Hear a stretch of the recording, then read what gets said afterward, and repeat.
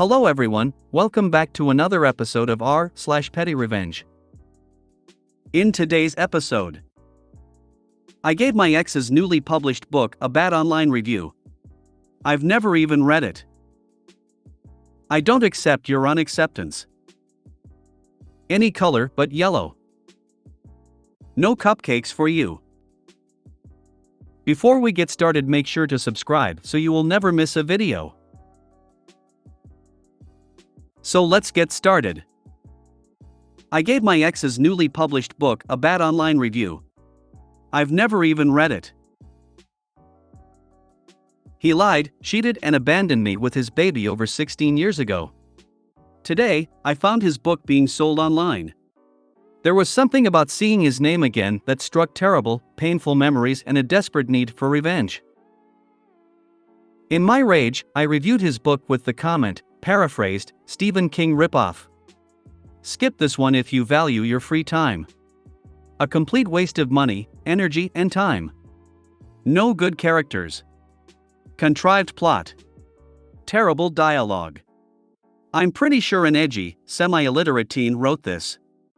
1/5 stars. Childish, I know, but I feel a little better, honestly. I hope it stings him like hell.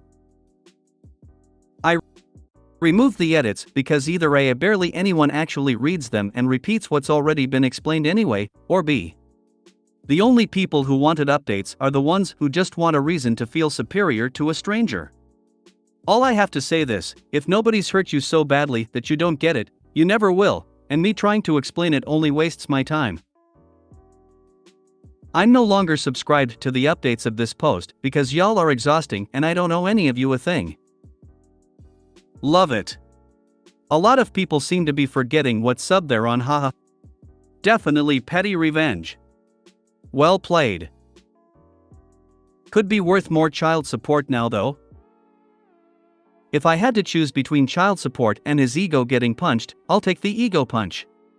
Satisfaction is worth more than money to me. When you've held a crying kid for over a decade while trying to be both parents at the same time, money means very little when measured against revenge. Getting a book published doesn't mean he's wealthy. It could be self-published, which can do pretty well if they get a following. It could be a good book that launches a career, or it could be utter trash that sells 12 copies to support a family and that's it. All the empathy. 20 years of argument over finances. Tripped over an advice-style webpage where the first entry was my perspective on credit cards. I wanted to take 3 flights to where he was and deck him. I have a list of reasons for anger and therapy for me and my kids, but that actually broke any veneer of decency. I don't get it. But I would love to. Would you explain it for dummies for me? Starts a slow clap for op. Revenge best severed cold. Think yours was ice cold, smiley face. I did that when an XDIL published a child's book. To be honest, it really was boring/predictable and nothing a kid would ever want to read again.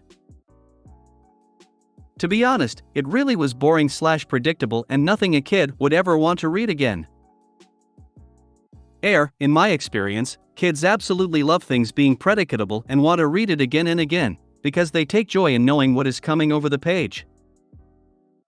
I do ARC reviews for a few authors. I never have to purchase the books. I have if I really loved them. As long as they are live on the site, I can leave reviews. I don't accept your unacceptance.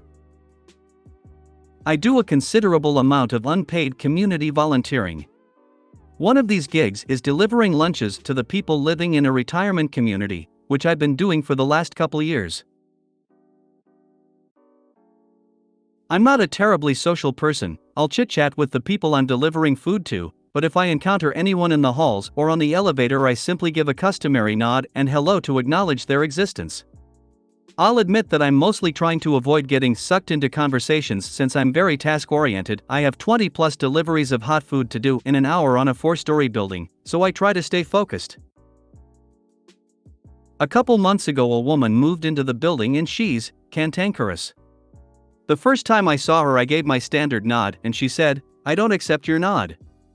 I chuckled and kept on my way. It's not unusual for people in this community to drop a sarcastic comment, and I thought this was a particularly clever little jab in passing. I was wrong. Oh, so wrong. But I didn't know it yet. I saw her again a couple days later. I didn't recognize her, being an NPC and all, so I nodded again when she was getting off the elevator I was going to get on. "We're not friends, and I don't accept your acknowledgement," was her reply as she exited.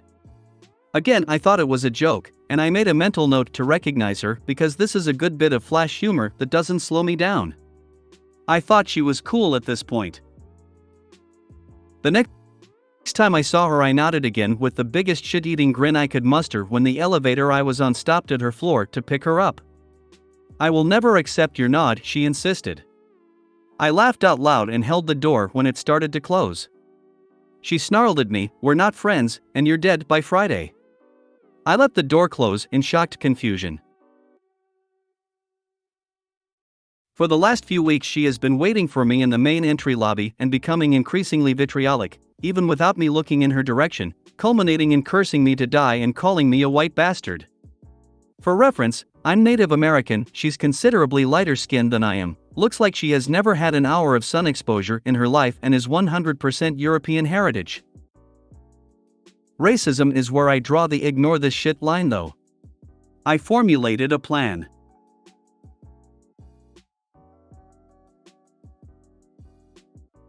The next time I delivered, I went to the employee lobby instead of going immediately to the main lobby. I struck up a conversation with the building manager and got her to follow me on my rounds to meet and greet new residents. She's rarely on site, so anyone living in the facility less than a year is unlikely to know her. We get to the main lobby where my favorite person is awaiting me. We lock eyes. I nod. And immediately she launches into hollering death curses and extreme racism. The term white and asterisk was said a few times. The building manager and I silently get onto the elevator, and for the next hour she is apologizing to me and promising it won't happen again. I don't know what the resolution was, but I haven't seen that spiteful gremlin since. I'll nod at who I want, you miserable. That woman was all kinds of. I'm not even sure. Angry? Confused? Bitter?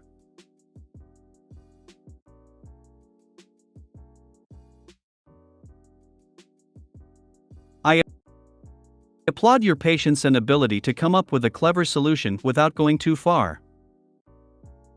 Probably dementia or something similar. It can make people nasty. Mentally ill or deranged. Neither is a slur yet, so it's safe, but give it 10 years and the euphemism treadmill will get there. After you left, the building manager went to her suite and pretty much told her that if it happens anymore, she will be kicked out for cause, and everything that implies. Maybe she threatened to transfer her to a worse retirement home. Sounds like she has dementia. No. She's a straight-out AH. Too bad the OP had experienced her.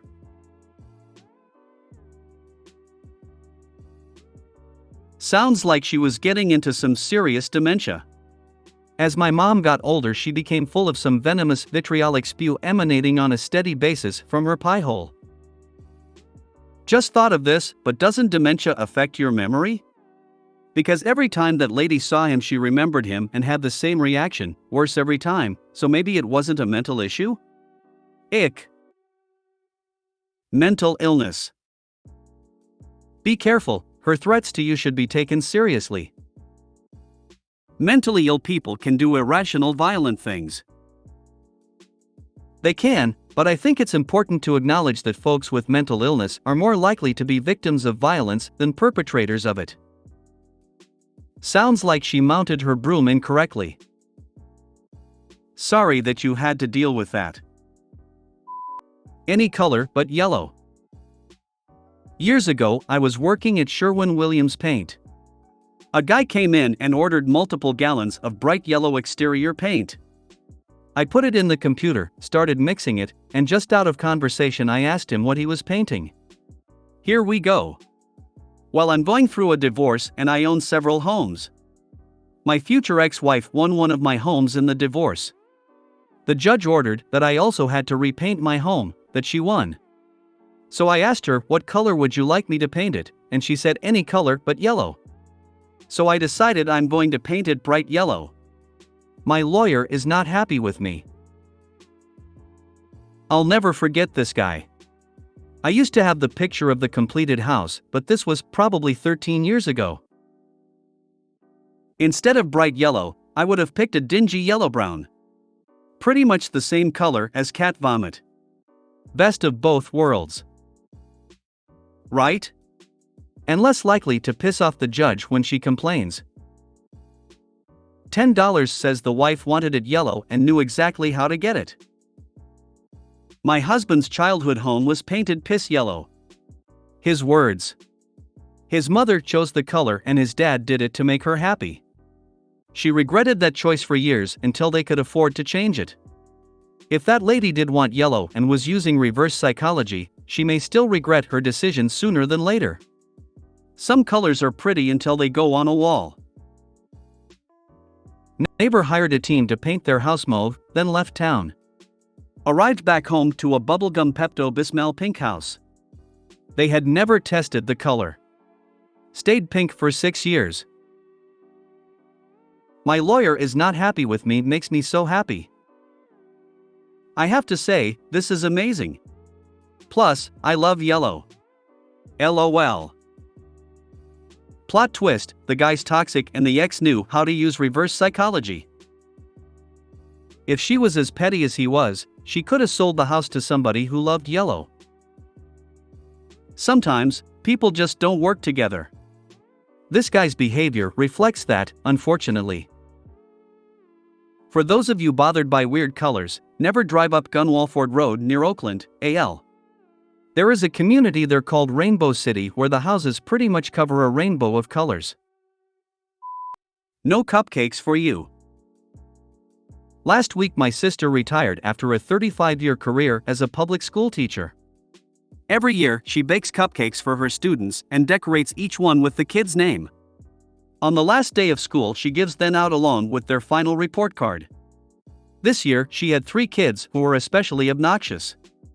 When they bothered to come to class, they were late, spent the class period playing with their phones and tormenting the other students. They knew there was nothing she could do since any attempts at discipline are met with an immediate call from an irate parent to the principal who provides zero support. So this year, when she was handing out the cupcakes, these 3 didn't get any. And when they complained, she told them that she was not going to spend her time and money on treats for spoiled brats. What are you going to do, get me fired? LOL. Epic. Exactly this. I'll get mummy to complain how I was a bad teacher. As a former teacher, 12 years, COVID teaching destroyed me. I absolutely support, applaud, and condone this action. Good on your sister. There are not words to describe how horrible these last few years have been on anyone working in a classroom. I've heard the same from long-term teachers. Basically, the kids whose parents were checked out and didn't contribute or support learning while the kids were supposed to be learning online created these monsters. Usually the teachers would have been at least able to keep them a bit focused, but when that fell on parents, some just allowed awful habits. I've also heard it really was for certain age groups. Like most of the older kids, I guess had enough routine and experience that it didn't affect them as badly as middle schoolers. Something your sister probably wanted to say all year but couldn't. No consequences now. As a former teacher who only lasted 2 decades and bailed right before COVID-19, I applaud your sister. It was the right thing to do. Actions have consequences, and those consequences weren't exactly harsh. But they were oh so sweet. Only lasted 2 decades in one of most difficult and thankless jobs with shining moments out there. Should have told them she didn't know who they were since they were rarely in class, didn't participate when they bothered to attend, and never turned in any assignments so she could learn their names. You have no idea, well maybe you do, how happy this story makes me. I hope those little shits went home and cried to their lousy parents, who now can't say or do anything about it. Yay sister! How old are these kids? I hope they didn't bully one of the good kids and steal their cupcake. If the universe is good, then everybody in the class ate their cupcakes right there, with the three brats looking on in silence. 7th grade, so I guess that makes them 12 or 13? I would have told them the cupcakes were running late and to come to get them after school. When they'd waited for half an hour or so after school, I would have told them, looks like they aren't showing up. And then the parents come complaining that a teacher put them in danger for telling them to stay after school, and this time it could get worse if after something happened to this angels. If you made it to the end of the video, thanks for watching. Don't forget to like, subscribe and share, and we will see you in the next video.